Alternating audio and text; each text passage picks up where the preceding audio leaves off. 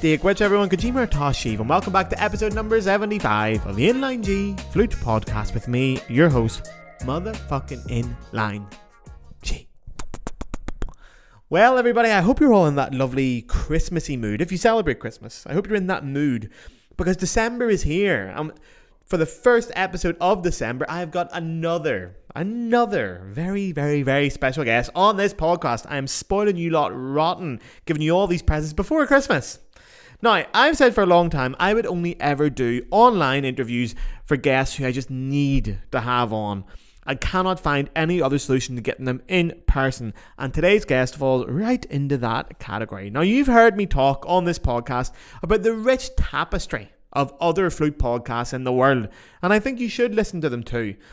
For example, if a weekly dose of this podcast, if a weekly dose of Inline G isn't enough, there's plenty more flute talk out there where you can go and get that. And this week's guest is one of the first places you should start.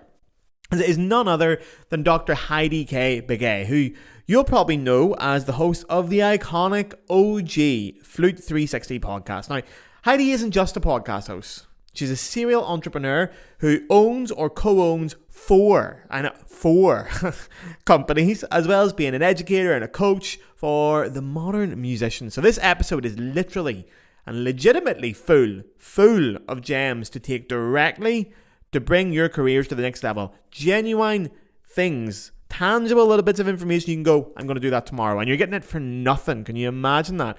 I've already done the Venn diagram that Heidi's going to talk about later, so go for that. And also, there's a recipe for lemonade at the end that will blow your wee cotton socks off. So, regular listeners, you can skip ahead a minute or so now and get stuck into that episode. Have fun. But if you're new around here, give me your ear for just a quick minute. The Inline G podcast is free, and it'll always be free. That's a guarantee. However, if you want to support and donate to the podcast, you can now do so through the Patreon. On the screen now is the address, and for the audio listeners, it is patreon.com/the Inline G Flute podcast. It costs £5 a month, alright lads? And with that, you're genuinely keeping this podcast alive. This podcast comes out every single Friday, come rain nor shine. I haven't missed a single fucking week. And if you listen to a couple of episodes and you think, I really enjoy that, if I saw Gareth in the pub and buy him a pint to say thank you, you can do that now. It's once a month you can donate a £5 to this podcast. That wouldn't even get you a pint these days. This is the definition of a small independent podcast. I do everything around here on my own. There is zero budget attached to this apart from what comes through the Patreon. So it is very, very small. I do every aspect of this podcast on my own. So maybe if you've got the money, because times are hard for artists, if you've got the money, consider paying me for my work. That way I get to generate an income for this podcast, meaning I can turn down other work and I can focus more on it to bring it to the next level. I can travel to meet great guests, and if you join the Patreon, you get a couple of wee treats. You'll be getting a couple of things for Christmas. You get your own trading card. You get all kinds of nice things, early access to episodes, all kinds of goodies. So come on in. Now, if you join the Patreon, you can unsubscribe at any time. If you're having a shitty month and you can't afford to do it, that's fine. You jump out instantly. There's no extra payment or jumping around. You can jump in and out. I do the same. So if you can afford it, please sign up to the Patreon. It means the world to me, and it is literally keeping this podcast alive. But listen, if you can't afford it, times are hard. Don't worry. Someone else is paying so that you can listen for free. So without any further ado, here is this week's Inline G Flute podcast with Dr. Heidi Kay Begay. Most people listen to this podcast on Spotify, or they get the audio version, so they don't see people. And obviously, I will put in a beautiful introduction about you and all the wonderful things that you do. But sweet. People will recognize your voice straight away from Flute 360. Yeah. So we met for the first time in August at NFA. And how many episodes exactly are you on now with Flute 360? Because this still shocks me. Oh, you're so sweet. So we just released today, episode 311. And then I have, I believe, 8 bonus episodes. So that's, yeah. So we have 319 technically. And then the trailer, so 320. Oh, but then when it comes to the big special 360th episode, are you including the bonus episodes in that? Oh, no. That will be like, it has to say the number 360. Like, I'm putting my foot down on that one. It has to be huge. Yeah, you don't want to get that in a technicality, do you? You want that to be the real. Yeah. So you described it again perfectly the other day. You said one of your listeners had reached out to you and said that out of all the flute podcasts knocking about in that sort of world, your podcast is the educational, informative, listen to it with your students podcast, that one. And then my one was, whoever said this was very beautiful, but was Mommy's Alone Time podcast, which I still haven't got over, by the way. But it's what, like, I'm a fan of your podcast, which is so strange now that you're on my podcast, because it's so bizarre to have this going on. But let's do a bit of background on the podcast so people who haven't listened to it, shame on you if you haven't, can get to know it. So when did it launch? And you've told me the story, but tell everyone the really interesting story about where it came from. Sure. Yes. So I will do my very best. It launched in February, March of 2018, and it actually is and was my dissertation. So I was very, very fortunate to have a great committee at Texas Tech say, hey, we want you to get off the page. We want you to do something different. Let's get away from performance guides where, possibly that knowledge for one piece is going to sit on somebody's shelf, and it's so specific. We want you to really showcase like who you are as a flute teacher. And I think like my husband and friends and the committee saw something in me that I didn't really recognize for my own self. And that was, I knew I loved to teach, but I didn't realize like that is my forte in the flute community. Like I'm a pretty good flutist. I'm okay. But you put me up against, any of the big dogs or anybody that's reputable, I sound like a beginner.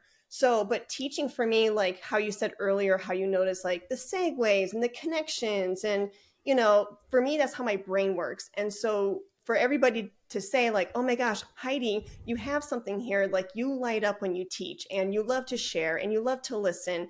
Let's get you on a podcast. And it was a perfect marriage because, not to sound cheesy, but literally my partner in crime on Flute 360 is my husband, who's the audio engineer.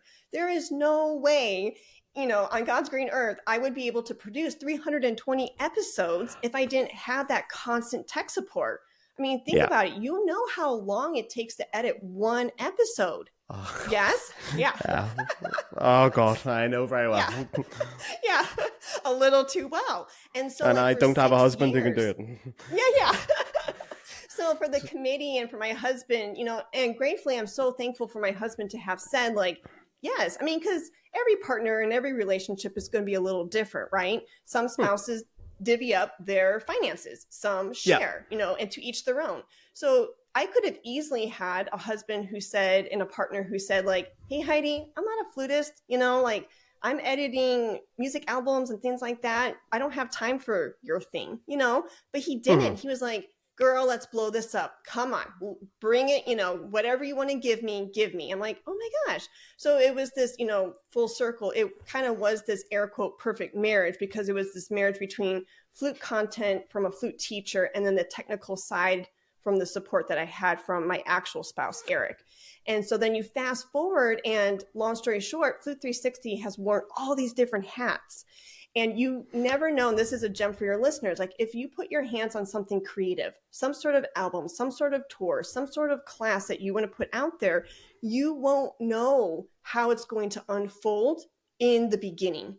Like start it, and it may take a whole different avenue. It may totally grow and start, like what I was saying on Tuesday, it may turn into this massive snowball where it gains its own momentum and then starts going down the hill and you're like, whoa, baby, that's really cool. I didn't know, like I created this thing, but now it has its own legs and now it's taking its own direction.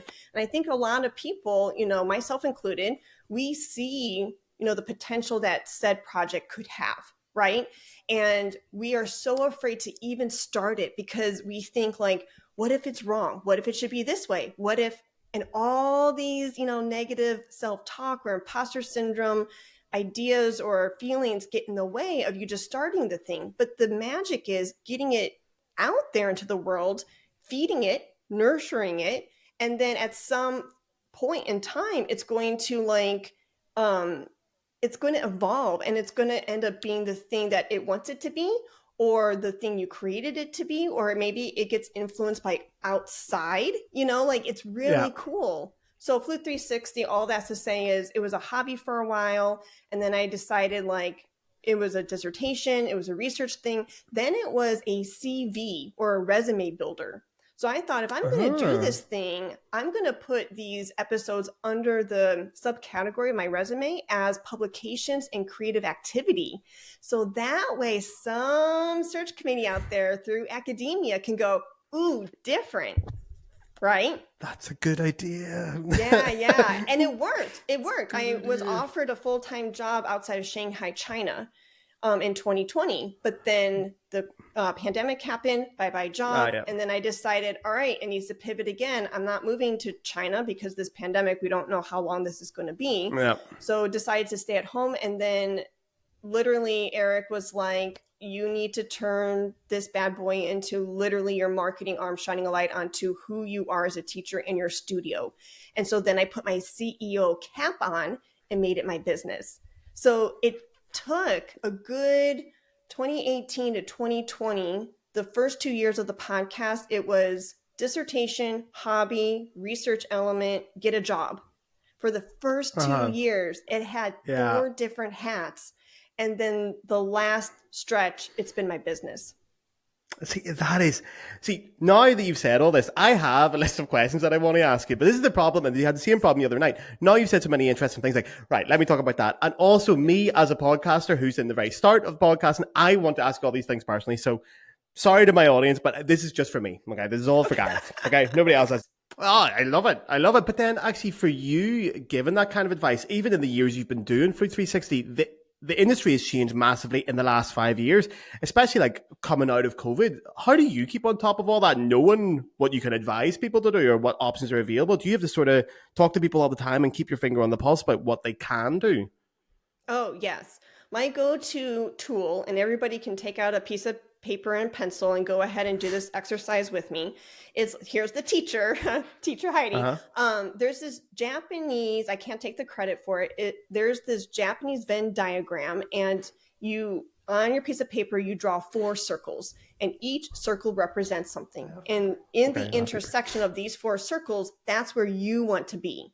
So circle number 1 is ask yourself and be honest with yourself. These aren't answers that your teacher is telling you. You're not answering these questions based on what you think your parents want you to say, what you think your teachers want you to say, what you think your professors want you to say. These need to come from a really honest place. So that's my disclaimer. So question or circle number 1 is, what are you passionate about? What are you passionate about? What gets you up in the morning? What makes you go, oh my gosh, I am so excited that I get my hands on blank.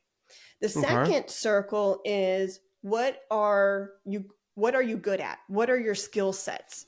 Are you organized? Are you articulate? Are you a good communicator? Are you a good teacher, etc.? Third circle is, what is missing in the market?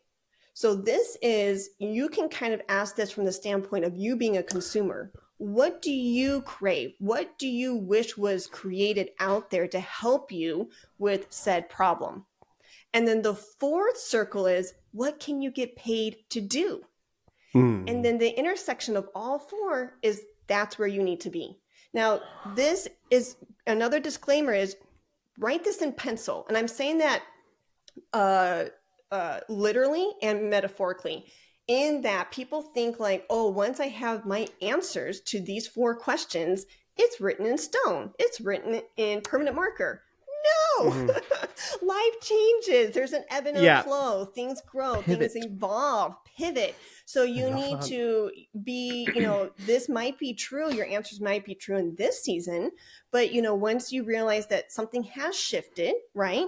Notice that, take the blinders off your eyes and be aware of your surroundings, be aware of the breadcrumbs that are happening around you, and pivot if you have to, and erase some of those answers, rewrite down some new, and you go with the flow. So anyways, that's a really good, I like that exercise because it's tangible. It's an actual step that you can take today, and it only takes like 10, 15 minutes. I think I'm going to do that after this podcast. It feels like a therapy session. This is great. I feel like I'm getting free advice from you here. We should be charging for this. I might have to put a paywall up on this. This is way too good of advice. I'm going to do this now. But then you go through that with clients. Is that the kind of exercise you would go through with your clients to get them motivated? Okay. Yeah. If they have no idea, and if they think like, oh, ended up not becoming that orchestral flutist, well, it was me. I don't have any options. I'm like, yeah, let's go over here. We have lots of options, and Which getting is them the really thing, isn't it? excited. Yeah, Yeah, well, right? so for example, the first question is, what motivates you? What gets you up in the morning? What gets you going? What kind of answers do you get for that? I'm sure, like, I'm even trying to think of what my answer would be to that, because I think the answer you want to say, the automatic one is just go, oh no, flute. Yeah, of course, flute. Yeah. Yeah. Hello. And you get, Yeah. I'm almost defensive when I'm saying, I'm like, yeah, flute, leave me alone. It's happy flute. Yeah. And then I think, oh, is that really the answer? Do you get that a lot? See, that's what I'm saying. It ends up being like, I'm thinking of a client that I just sent off to grad school in Chicago. And when we did this exercise, we found out that flute was like number 10 on the list. It wasn't number one. It was voice and jazz and improv and, Okay. certain medicines that have helped her in the past. And she wants to do research, in helping other musicians with their performance anxiety, things like that. And then maybe 7, 10 on the list was flute. And so we realized that there were research options. She was really into health. She was really into science. She was really into jazz and improv and singing. And it's like, girl, we've got a lot here to work with. And how can we fuse these strengths, fuse these passions together in a really unique way where they're packaged, where somebody can go, ooh, I need to work with her. Ooh, I want to hire her. Ooh, she needs to be a performer here at this botanical garden, etc. See, I love the way you're getting so excited about that, because personally, I'm immediately thinking, if I made a list of all the things that motivated me and I found out the flute was lower than I thought it'd be in the list, which I think it would be, I would have a bit of an identity crisis. I'd be like, but this is the thing. It should be number one because I've spent my entire life doing it. I'd be quite worried if flute came down there. Like, it would take me a little while to get over it, but there would be a bit of an identity crisis with, I am a flute player. That's what I identify as. I think a lot of people are like that, where they go, well, I've studied flute all my life. I've studied music all my life. I am a flute player. Yeah. Yeah. Oh, you're not wrong in that. You are definitely not wrong in that. And that happens all the time. Yeah. And that's why I said, disclaimer, be honest with these answers. Don't say flute, and you think like it has to be number one because, like you just said, I've studied it my whole life. So it should be flute. No, girl, boy, get off be honest with yourself. You know what I mean? And once you do that, it transcends, and there's this beautiful ripple effect into everything you do as a musician. You will then be more honest with the music on your stand. You will be more honest with the interpretation and how you connect with your audience. You will be more honest with, no, I know, Jane or Joe flutist has this rendition or interpretation of Bach, but this is my way. This is the way I hear it. And then the performance anxiety melts away. And then you seeking out opportunities that would have scared you in the past. They no longer scare you because you can stand secure on a rock saying, I know who I am. I know what I'm about. I know what I'm passionate about. I know how I deliver this stuff. I know my style. I know my vibe. And then you show up with gusto because you're like, bam, you know what I mean? And so it's just like, it's this whole confidence embodiment on so many different levels. Well, this is what I was going to actually ask you to repeat, because you said this beautifully on Tuesday, and I'm actually not going to get you to repeat it. I'm just going to tell everyone, go listen to it, because it was a very beautifully spontaneous moment. But the general effect of self-esteem building, using anything, because self-esteem is a multidisciplinary thing. When you build up self-esteem, it comes into every aspect of your life. So if you're feeling low self-esteem or low self-belief with your instrument, the solution isn't always your instrument. It can be something else that builds you up, and then that comes back to your instrument. Happy days. I know personally, I had to go through a lot of different things to come back, podcasting being one of them, but different things to come back to the flute at the end after a few years hiatus, and then go, I actually can do this now, and I'm more chilled and more confident.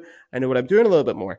You've got a great way of wording these things. I love it. I love it. So then let me try this one on, because I had an episode not that long ago where I just reached out to guests to listeners and just asked them, what questions do you have for me, or things you want a bit of help with, like a bit of an agony aunt situation.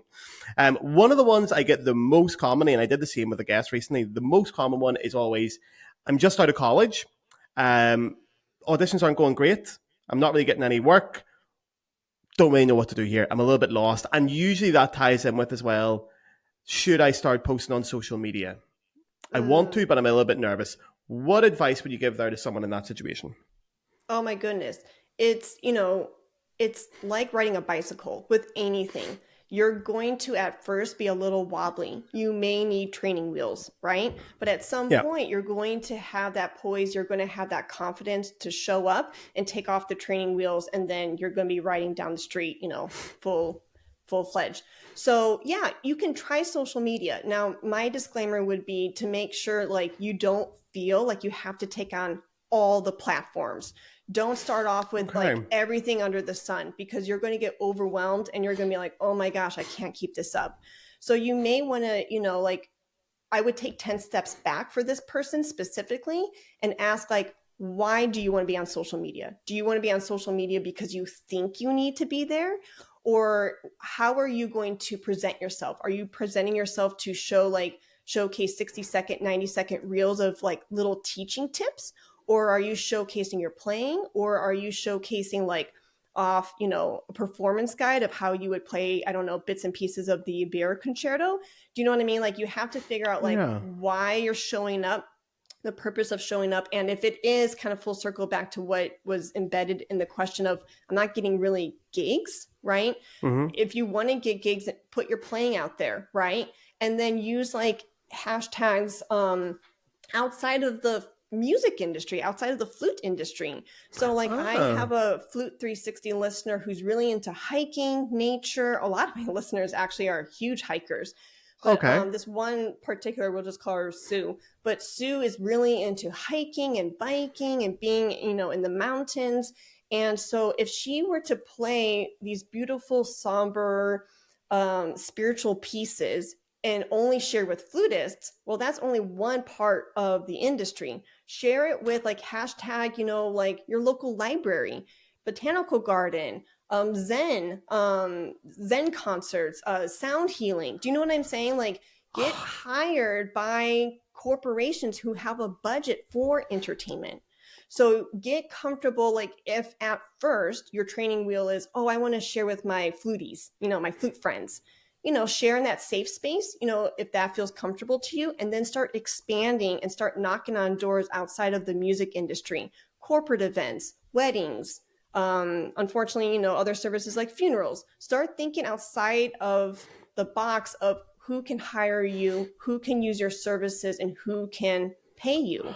Because at the end of the day, again, full circle, we don't want you to be the starving artist. We want you to have food in your belly and clothes on your back and a roof over your head.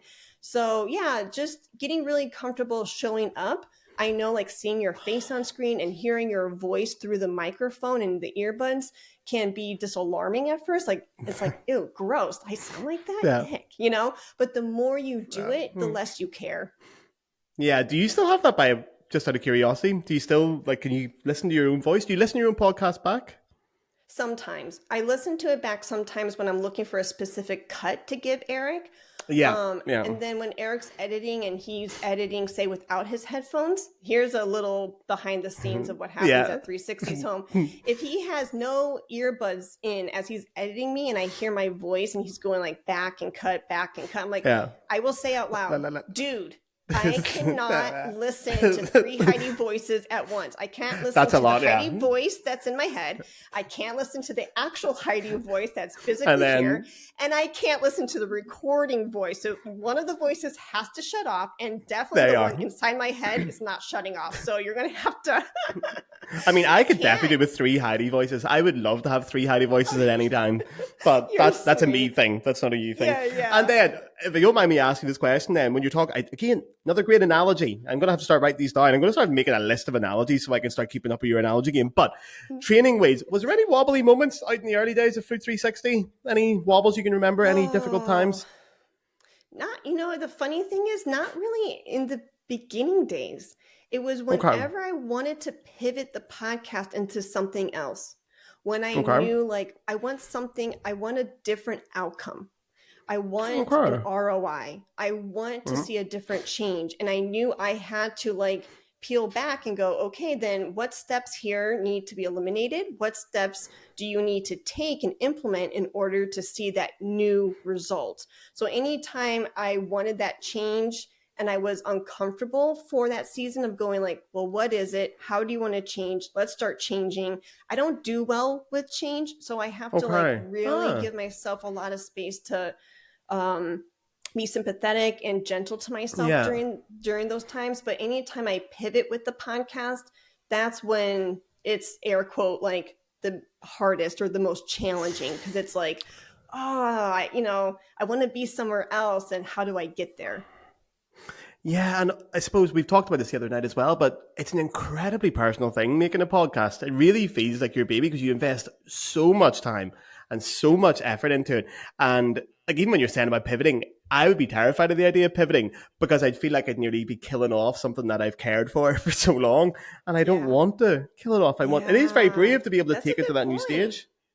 Well, that's really good. That's a great point. And you're not wrong in feeling that way. I guess my mantra that I would tell myself if I heard myself in that space would be, you can always go back. You can always go back. True. You know what I mean? Like, what that option is, but I'm kind of, there are people who measure and there are people who cut, and there's pros and cons to both. My mother's father, so my maternal grandfather, was a carpenter. And we would do a lot of woodwork in his shed in the backyard of Ohio. And one of the lessons he taught me was you measure twice, cut once.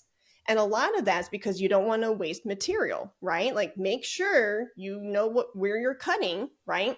And so I think most musicians fall into the trap of measuring for too long and they don't end up cutting. My downside is I'm a cutter. Okay. I just cut. I think I'm a cutter. Yeah. And then or saw. And I just saw. And then afterwards I'm like, oh shoot, maybe I should have measured just a little bit I've cut longer. Everything up. Yeah. Yeah. But then, I tell myself, well, there's wood glue. Well, you can get another piece. Well, you can get advice. Right. Do you know what I mean? There's always options available to you. It's not one and done. It's not the end of the world. Yeah. And you know what I mean? And so I have to remind myself, if I would find myself in that space that you just painted, it would be, you can go back, you can glue, you can add on, you can, things like that. I love the measure and cutter thing. I challenge all the listeners right now to ask themselves if they're a measure or a cutter. I had an instant reaction there. I know I'm a cutter. Okay. I rarely think things through. Rarely. Really? I just do things and see what happens. What's the worst that can happen? That's very much my attitude. But have you ever went back? Have you ever pivoted and then went, oh, actually, not a great idea. I'm going to go back. Oh, good question. Probably in like minor ways. Well, for example, here I'm in the middle of a pivot right now, and I don't know tell us. I don't know the outcome of it. Yeah, I can tell you, because it includes you too. So it's so funny because in the beginning of, a lot of it has to do with my own personal journey and where I was like health-wise. So 2 years ago, I was in a really bad car accident. And so I've been piecing together my health for these past 2 years. And the first year, I kept things together pretty well. The second year, it was awful. I wouldn't wish that on my worst enemy. I wasn't sleeping. I wasn't nothing. And so I say that because my time energy was limited. I could only sit up for so many hours before I had to lay down again. And it was traumatic. So, but I'm getting out of that and I'm like 75% there. I am like feeling like a whole new woman. So I'm feeling very blessed because of that. Great. But I say that because that second year, I felt like I had to keep up with scheduling the guests. And I felt like, but I felt bad because people are so gracious. They are so kind and they are so forgiving. And if I had an awful flare up the night before, I'd have to cancel the next day because I would be so tired. And I'm like, dude, if I come on air, I am not going to be coherent. Like, I didn't sleep at all, insomnia. I was in so much pain. So because of that, and as I was taking my health, and treating it as the priority as it should be, I was doing less guest interviews. And I was doing more solo episodes. Yeah. And so I thought, okay, let me do this for a while. And I was doing solo content for this year quite a bit. And I thought, I'm not having guests come back on for quite some time because I saw really great traction in my business. Because then people, here's a podcast content creator tip for y'all. And if Inline G, if you ever want to pivot, you know, when you end up being the host, people see you as maybe an Oprah Winfrey. You ask really great questions. You know, you sit there and listen great. And I love that. And the listeners are thinking like, oh, you're bringing tons of value. Thank you. But they forget then that you, Gareth, or me, Heidi, we are actual flutists. We are actual teachers. True. Do you see that? Isn't that crazy? And so the pivot, full circle, I rambled there, but I literally wanted to put in context. It wasn't like, oh, no more guests, you know, and I signed them off. It was because of the times. It was because of the pain I was going through. And then it made me start thinking, should I do more solo episodes? And I did more solo episodes for quite some time, and it really helped my business. But then like everybody, because 360 is larger than life, it's bigger than me. The guest list is this long, and people saying like, and not that I have to or feel like I should do something that isn't in alignment with me, what I, you know, want to do. I want to talk to guests. Like I selfishly love it as a time for professional development. I love making relationships. I love putting people under the spotlight. And so that's where it's like, this is where I am in my current pivot of how do I get to have the Gareths come in, the Emmanuels come in, the Amy's come in, where the listeners don't see me just as Oprah, where they can see and feel like, oh, there are two flute experts, not that I'm anywhere near an Amy Porter, but how can they view it where, oh, Heidi and Amy, here are two flute experts in their own right, different paths, but in their own right, coming together, talking about the Talmud fantasies, talking about Valerie Coleman pieces, do you see what I'm saying? Pedagogical ideas, literature, right? And then it actually helps everyone. I don't literally, so that way, like a Jane can put, you know, their episode out there on their CV, or I've literally had guests say that like being on my show was something that they put under publications to help them get tenure. So that is so cool. And I support that 1000%. That's amazing that I can be a very, you know, small sliver of that. But then like, how can then it also help the Flute 360 studio where people see me as a bona fide teacher and player in my own right, while giving the listeners the resources and having all of this community come together where I'm not just Katie Couric. That's the balance I'm trying to find right now in this season. And it's probably, you know, I always tell my listeners, keep it simple, smarty, kiss it, keep it simple, smarty. So I'm probably overcomplicating this a lot, but if anybody has ideas, throw them at me, because like, that's the thing that I'm trying to find, this really good balance. So it's a win-win-win for everybody involved. I'm trying to think of an idea for that myself, but do you know what I always, a little bit of a personal admission here, what I always find about your podcast is, obviously we see your personality, but you're always thinking about what you can take, what's going well and how you can develop it. I can see your brain's always working, going, okay, this is going good, where can I take it next? And I love that, because even if the ideas aren't directly applicable to me, it reminds me that I can be like that too, that there's always this attitude you can take of, if it's going well, you can be happy with that, but you can also go, well, how do we get that, get a bit more money in our pockets and get some relationships going again? And I love that. I love listening to you talk about that. That's what I think Flute 360 is best for. Obviously, the informational is great and the actual topics you cover are fantastic, but it's the general atmosphere of like, it's the kind of thing you would listen to in the morning, I think, and then have a good day afterwards. A bit like the podcast you were saying earlier. It's the kind of podcast you listen to and go, right, I'm going to be productive today. I'm going to get stuff done today. Because I love watching your brain work. I could honestly just leave you talking for the rest of this podcast because it's great. But then you're a podcaster, so that's kind of cheating. Also, second thing I want to say is thank you very much for saying that list of Amy Porter, Emmanuel Bayou, and Gareth. I've never been mentioned in such esteemed company before, so thank you very much for that. Well, well, of course. And I think that's it too, you know, and that's where I won't say the actual, well, you can find it, it's public, but somebody had asked me on their podcast, you know, one time, about some huge flute superstar. And they said, like, you're not Joe. And I'm like, I know I'm not Joe, but guess what? Joe is not me. And I'm trying to prove a point. It's not, I know, I know I don't play like Joe, but my point is that's the problem. I think one, maybe small, large problem in our industry.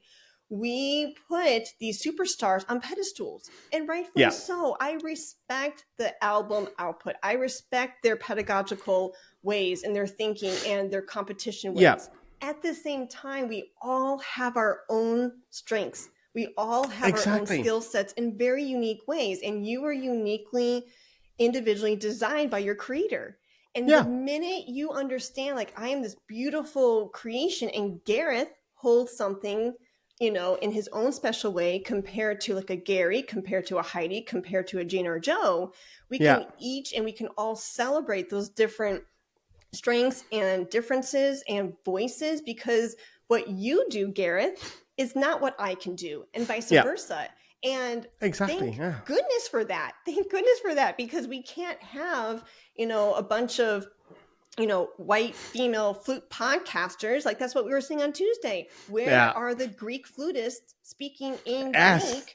You know what I mean? And the African flutists with Swahili and Luo and all of that. I mean, how amazing to celebrate all of that. So all of that's to say is for empowerment and confidence. And it's just like, I think we, rightfully so, we respect our mentors. We respect, you know, like the Ron Pauls, and we respect the people who've gone before us to show us like, hey, this is possible, right? But if you're not, if you're not a Ron Paul, don't try to fit like a circle peg into a square hole. Why? Yeah. You know, and then and what ends up doing, you know, so nobody can misconstrue my intent or my words. By you doing that, you end up beating yourself up. You end up you end up saying, I'm throwing in the towel because I can't be, or I am not. It's like the parable of the crow and the peacock. The crow looks at the peacock and, oh, it's so good. Real quick, I'm really rambling. But the crow looks at the peacock and he says, I don't have beautiful blue-green feathers like you. And the peacock is like, dude, but you're efficient here. You're a better flyer. You know what I mean? You can fly better than me. Things like that. And the crow forgets. He forgets his strengths. He forgets like how he was built as a tool, how he's built as a bird, because he's so gung-ho of being enthralled into the peacock's beauty. I'm not the peacock, but he forgets how he's built. And that's the problem with looking at the peacocks and saying, I'm not that. Yes, okay. Yeah. But yeah, so that's my message in case anybody, you know, that's my point. Before you go, I do have to ask you the quick questions because my listeners will go mad. I did send you these in advance, I think, didn't I? Yeah. I think you did. Okay, but it's fine. You can either way. Yeah, there's nothing scary in here. Okay, do you have a favorite flute concerto? We'll go with just concerto. Concerto. Ooh. Jolivet. Oh, good answer. His flute concerto with strings. I believe that was composed in 1949. And I love it because I'm a numbers girl. I will say. Yeah, I oddly. I'll take your word for that. Like, yeah. But no, I love it because of just like the harmonies, the rhythms that he does. It's so mysterious and lyrical at times, but very haunty, and it's gorgeous. Very exotic sounds. Yeah, exotic's a good word. Yeah, a couple of people have said Jolivet. I think 3 people have said Jolivet. I totally agree. Great concerto. Yeah. Okay, do you remember the first flute album that you bought or that you were gifted? Easy. The first one you remember asking? Oh yeah. My mom bought it for me, and it was a cassette tape. Yeah. And it was Sir James Galway, and I can clearly see it was 2 cassettes. It was him in this gray sweatshirt, and I believe it was like the flute dances or dances for flute. Yeah. And it was RCA label for sure. There's like that red label in the right hand corner.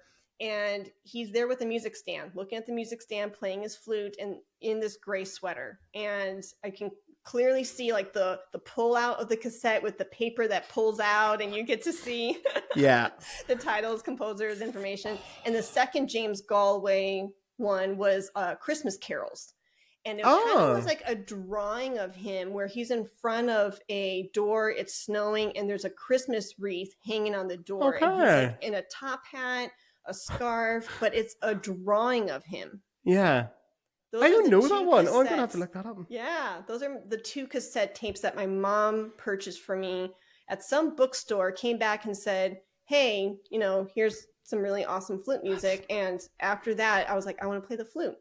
That was one of the reasons. Yeah, that's it. I think a lot of people have picked up the flute because of Galway. I'm sure. Honestly, I ask this question to every guest. I'd say 90% of the time it's Jimmy, and 90% of that time it's people said that's why I started the flute. Which is because I always thought it was a unique thing to me because we're both from Belfast, and obviously everyone in Belfast plays the flute because of Jimmy. But I didn't realize everyone across the world has the same relationship with him. I'm trying to get him on the podcast, so if I do get him on, I'm definitely going to remind him of that because everyone has that story. It's so good. Okay, next question. Do you remember the first album in general that you bought? So the first non-flute album. Oh shoot, this is going to really date me, but I don't care. Yeah, I love this question. This is my favorite question. It's very 90s. So Jules CD, Pieces of You. I don't know if I know that. Hang on, let me Google that. No, you have to listen to the entire thing today, Gareth. I don't think I know this. Oh, this doesn't happen very often. Pieces of You. There you are. So good. Jewel. And it's her face with blonde hair and like kind of a wing, and it's blue. And it's blue and white, yeah. Yep. What kind of music is Jewel? I don't know this. It's pop, but it's folk. And it's pop folk. I don't know if there's like a more specific genre, but it is so good. Pieces of You. That sounds cool. Prayer, Who Will Save Your Soul? You Were Meant for Me. Oh my gosh, I sing You Were Meant for Me like in the car, full blast, like at least once a week. It sounds like something I would like. Yeah, okay. It actually sounds like a good answer as well, because some people give some atrocious answers to that question. Really? That sounds like quite a good one. Yeah. Oh my goodness, some of the most uncool. You can always gather how cool someone is from that question, and I think you've passed the test. So well done. Next question will also test how cool you are. If you had to sing at karaoke, what song would you sing? Oh, well, I'd have to have a really good singing partner because it's a duet. Okay. It's with Celine Dion and Barbara Streisand, and the title is called Tell Him. Okay. It is the most impactful, powerful love duet of all time. It's in a movie. What's a movie? I have, because I remember looking this up, but not that long ago. For some reason, I saw it somewhere in a movie or a TV series. Oh, if any of the listeners know what TV series that's in, remind me. Obviously, I can Google it after, but that's a brave. Have you sung it before at karaoke? No. Yeah, like Celine Dion, Barbara Streisand. Yes, sir. I have the worst voice ever. So if I did karaoke, it'd have to be like you've never done it. No, I've done karaoke a couple times, kind of like more like college years, right? Yeah. But nothing recently, like in true adulthood, because just embarrassment, being a real thing. But if I had like the right person who knew the song and knew like, the spirit and the character behind it and really appreciated the song for what it is, I could easily go up and duet that with, said person. Okay, you can go with me then. Next year at NFA, we're doing it together. Next year, me and you, Flute Podcasters Go Wild. We're going to a karaoke bar and we're doing Barbara Streisand and Celine Dion. I'll do Celine's part. You can do Barbara. Don't tease me. Do not tease me. Here, you don't have to ask me to do karaoke twice. I'm a shite singer. Can't sing to save my life. I will happily do it. I'll be up there. First one on the stage. No problems at all. I bet you're way better than me. Oh, dude, I'm terrible. I'm awful. And people are always surprised. Oh, really? I sure you get this well. It's like, you're a musician. So if you're a musician, you must be able to sing. Like, no, a common misconception. Cannot sing to save my life. Huge misconception. Yeah. Sorry, what were you going to say? I was going to say, I guess you're coming to Atlanta then. I am. I'll find a way to get there. I'll be there. Honestly, I said this before in the podcast. I was really excited for it because I got Atlanta confused with Atlantic City, which Atlantic City is apparently like Vegas, like budget Vegas. Atlanta, I don't really know much about. Not gonna lie, but I've already scouted out that there's a Denny's near the venue, so I'm happy. You and your Denny's, I love it.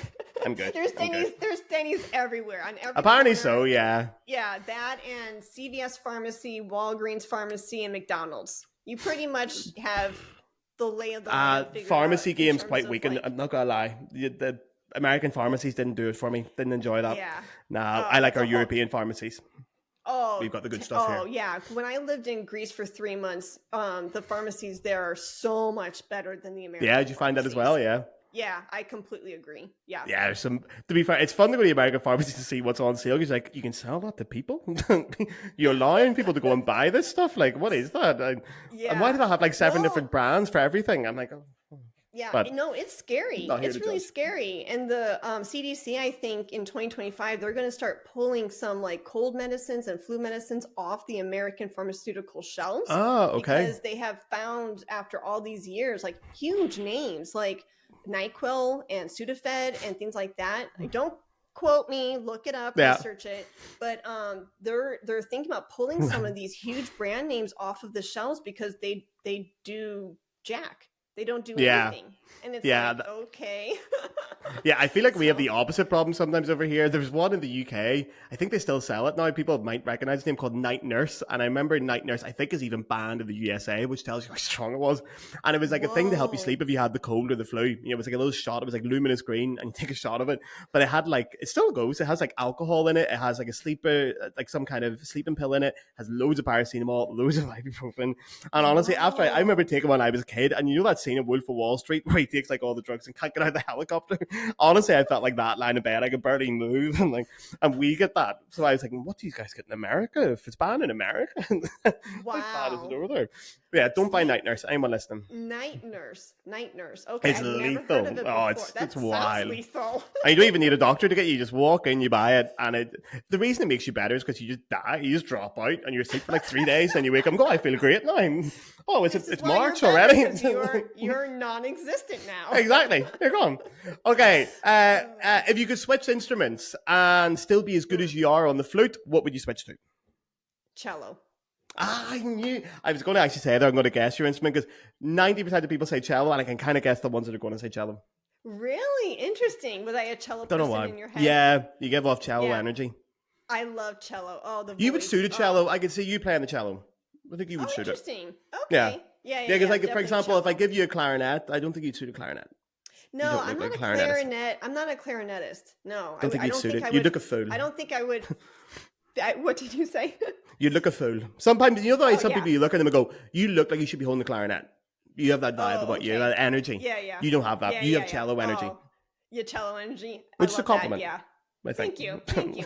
My uncle played the cello, and I think just hearing him play it, and just and a lot of my really good friends in college and the masters and the DMA, they were cellists too. So I felt like I was always attracting. Yeah, I felt like I was really attracting a lot of cellists in my circle. Yeah. So I think that's part of the reason why. The cellists are always the cool people as well. If you're friends with a cellist at college, you're doing well because the cellists are very cool. I'd say in the hierarchy of instruments, so the coolest, cello's quite near the top. Flute's probably, let's be honest, it's more on this side of things. So that's why we hang out with the cellists. They're very cool. Yeah. Well, so who do you think is cool then, if cello is near the top? Ooh, it can go one of two ways. If you're a piano player, you can be very cool or incredibly uncool. It's one of the two. Because either you're a bit of a diva superstar, or because to be good at piano, you really have to like lock yourself in a room for 12 hours a day since you're like 3 years old. So you're either really cool or really uncool. I see that. Sure. That's what I feel. And maybe the same kind of thing for the violin players. Like if you're really, really cool as violin, and then on the lower end of things, we're talking more like flute, bassoon. Bassoon's quite down there, and I love the bassoon. I have so much time for the bassoon, but it's the instrument that even when you say to people who don't know classical music, they go, the what? And then you have to describe it. That's what you don't want. You don't want that situation. Yeah. And then the brass they think they're cool, but it's just a boys club, and they're naturally. They're not that cool. Yeah, that's my hierarchy. That's my official hierarchy. You can print that off and put it on a t-shirt. Right. If you could... I'm interested to hear your answer on this. If you could have any career outside of music, what would you do? So entirely outside of music. That's a toss-up between being a detective or a chef. Detective, that's cool. Be a detective. That's much cooler. Yeah. You'd be a good detective. Yeah. Oh, you know how to get information out of people. You'd be a good spy as well. Yeah. Yeah, you're good at getting information. And you speak languages as well. Yeah, so there you go. I don't know if you know the show Alias, but it was huge in the 90s here in the States. I remember it, yeah. I think Jennifer Garner was the main actress. oh my gosh, she got to wear the different colored wigs and got to teach, or not teach, but speak different languages. Like she was like speaking Russian and then French and German, and she was traveling all around the world and, hunting down these criminals. Yeah, I would want to be Alias. Yeah, for sure. You actually, now that I'm thinking, you might be an agent. You might be a spy. There you go. See? If you were a spy, I'd believe it. 360 is a cover-up. That is a good cover-up, though. Like, nobody's going to suspect a flute podcaster of working for the government. Exactly. But the question is, which government? See? And then my other persona, like you said on Tuesday, Ursula Mueller. See? It's all coming together. See, I've worked it all out. There we are. Turn the podcast off. If the CIA are listening, I've worked it out. I love it. Okay, last question then. Do you have a favorite drink? And it can be alcoholic or non-alcoholic, of course. Okay. So non-alcoholic, I have this lemonade recipe, and it's a twist off of the traditional lemonade. So I don't know how they do it in other parts of the world, but lemonade here in the States is doused in too much refined sugar. It is it's way too sweet, and it's like, ugh. So mine is like a healthy version, and it basically is, you need a blender for this. And before I forget, you have to blend it. Everybody like says, oh my gosh, Heidi, how can this be your favorite drink when it's like horrid? But it's only because I always forget this nugget. And that is, you have to blend it like 2 or 3 times in order for the lemon to actually break up really good. Okay. So if you do that, you're going to be good. But it's 1 large lemon, 3 dates, obviously pitted, a tablespoon of honey, a tablespoon of olive oil, a couple splashes of cinnamon, a couple splashes of vanilla extract, about a thumb-sized portion of raw ginger peeled, and a 1.5 cups of water. I do a scoop of collagen just because I'm knocking on 40's door. Yeah. And I think that's it. Did I say cinnamon? Yeah. You did. So the olive oil is very rogue. That's the recipe. You blend that baby up 3 times because you're throwing in the entire lemon. You're not throwing in just the meat or the juice. You're throwing in the rind, the whole shebang. So it does blend that baby up, and it tastes really good. It only tastes really good if you pour it over a glass of ice. Make sure it gets really cold. Drink it with the straw. It is heaven in a cup. It is so good. Your insides are going to feel great. You're going to have so much energy. Your skin's going to look beautiful. That is my drink. What does the olive oil do? Well, it's good because it's good fat. So like your brain just thinking and processing. I feel like if I don't have enough good fats, like I get immense brain fog. Okay. So it's just lift that up a bit. Yeah. That sounds incredible. Okay. Yeah. And do you have a favorite alcoholic drink? No. I'm actually not a drinker. You don't drink at all? No, only because I found like when I was younger, maybe because again, I'm knocking on 40's door. I love wine. Don't get me wrong. I love a good glass of vino. But from 20-year-old Heidi to 40-year-old Heidi, oh my gosh. If I have a glass of wine right now, Gareth, it will literally keep me up for the next 2 nights. My liver or kidneys, they get so mad at me. And if I don't get 8 to 10 hours of sleep a night, I am Mrs. Cranky Pants. Yeah, so if anybody disturbs my sleep, I get like... Especially, Or you see Ursula Heidi. So if a glass of wine at night at 6, 7 o'clock with dinner, that bad boy is going to wake me up at like 2, 3, 4 in the morning, and I won't be able to go back to sleep. And that's not good. So I decide not to turn into Ursula and not go down that route. Honestly, yeah. Like, I should tell myself that. So the next time I'm out in the pub and I feel like I've had too much, I'm going to say, Gareth, don't turn into Ursula. It's time to go home.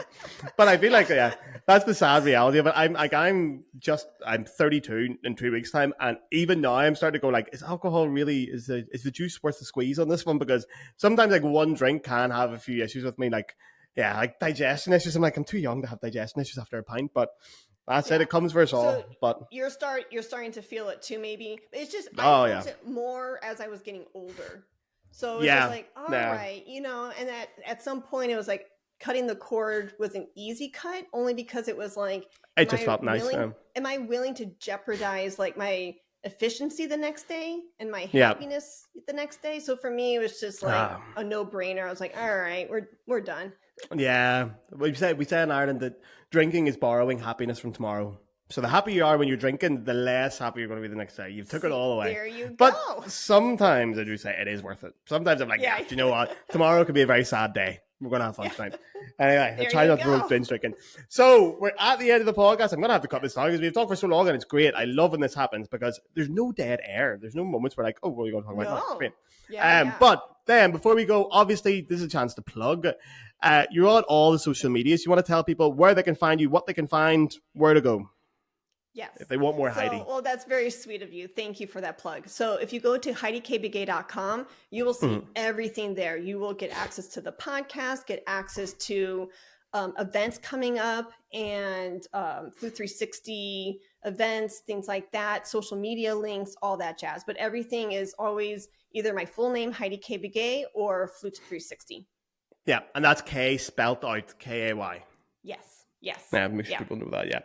Yeah, because I'll put your name in as Heidi Kay Begay, because I think it's so cool with the K. It's really cool. We talked about this the other night. I think so, too, the A-Y for K and Begay. It looks cool. It matches, yeah. Yeah, it does, yeah. We don't do that. That's an American thing as well, to put in like middle names and extra names and all that kind of stuff. I wish we did that over here. We don't do that. Although I have an awful middle name. I don't think I've ever told my middle name on the podcast, actually. And my grandparents watching are going to be raging now for me making fun of this. But my middle name's Clifford. I have two middle names. I have Clifford and Brian. And Clifford, because I don't know if do you guys have Clifford the Big Red Dog in America? We do. Yeah. Okay, so at the first day of school every year, only on the first day in high school, they would read out your full name to confirm it was the right one in the register in front of the whole class. And I was a large ginger kid. And to find out that my middle name was Clifford and there was a big red dog, the bullying was relentless. Relentless. So it's the least cool name. It's my dad's name. Sorry to my grandparents again, but Clifford was an awful name. Maybe in the 60s it worked, but terrible name now. So love it. No, I really love it because growing up, everybody loved, the kids loved Clifford, the big red dog. True. And I think his owner, wasn't her name Emily? Yes, that's correct, yeah. Okay, I don't know good where Clifford I knowledge. pulled that out from. Yeah, that was good Clifford knowledge. I was not expecting that one on the podcast today. Clifford the Big Red Dog, lore. That was good. Okay. Yeah. But no, right. I love that. I think that's. Thank you. That's really sweet. It's precious. I'll see how I get on with it. Well, thank you very much, Heidi. Thank you for your time, as always. And yeah, guys, go check her out. Thank you, everyone, for tuning in. And yeah, I'll see you all next week, whatever week it is. Bye everyone. Guys.